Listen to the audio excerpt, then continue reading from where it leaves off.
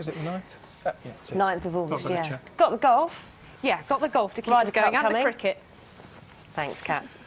We'll talk about cricket. Yeah. England's female cricketers get the summer's cricket underway against India this week. For the first time, they're playing with professional central contracts, just like men, meaning that they can focus on training full-time. And that means that work is now underway to broaden the game's appeal at a grassroots level in inner cities. Take a look out for Mike Bushell's shoes. Not very appropriate for a game of cricket, but he's been finding out how they're doing it. Inner city London, where the built-up environment has been a barrier to girls taking up cricket until now. Which is the best? Cricket better than the rest. Here they're making a song and dance about the problem. Cricket girls! And the improvised music and a new version of the game called Diamond Cricket are helping to change the landscape here in Streatham. With 4 wickets in play at once, it's a challenge, but it helps more of the girls to feel involved. I didn't really like cricket, but when I joined with my friends, it turned out to be really fun. Everyone gets the chance to play, and it's quite fun being a fielder as well. You're not just standing there. I thought it was more of a boys' boring game, but then I realised how much I actually loved it. The teams I've played for in the past have had enough problems dealing with 2 wickets, 2 ends, let alone 4, which is the rules in this case. And you never know who the bowler's going to aim at. You're off again.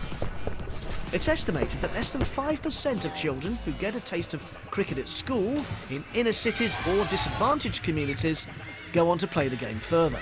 So, initiatives like this one in Streatham are trying to confront that head on. By bridging the gap between school and cricket club. And they've recruited England stars like Holly Colvin to help. All the way around and then finish right down by that left hip. In 2 years, in London alone, it's given 2,000 girls the chance to play regularly. When I grew up, there wasn't anything like this available to me. I mean, I had to join in with the boys, and I think that's the problem. There's not much transition between cricket at schools and into mainstream clubs, and also cricket being quite an equipment-demanding sport is quite financially quite tough. So it's great that there's a support there from, governing bodies.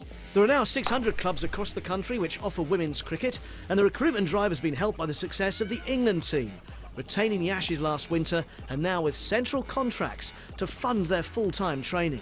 It's actually a viable career path now, and there are role models now for these girls to look up to. I mean, again, when I was sort of younger, I wasn't even aware of the England team, and it's not the success, it's also the profile of them. C-R-I-S-K-E-T!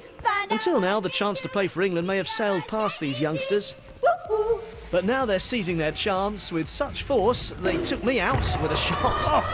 One of the pitfalls of the 4-wicket diamond game is you have more chance of being hit. I think I was hampered by the injury, but I'm out. Next is the bat. Mike Bushell, BBC News in London.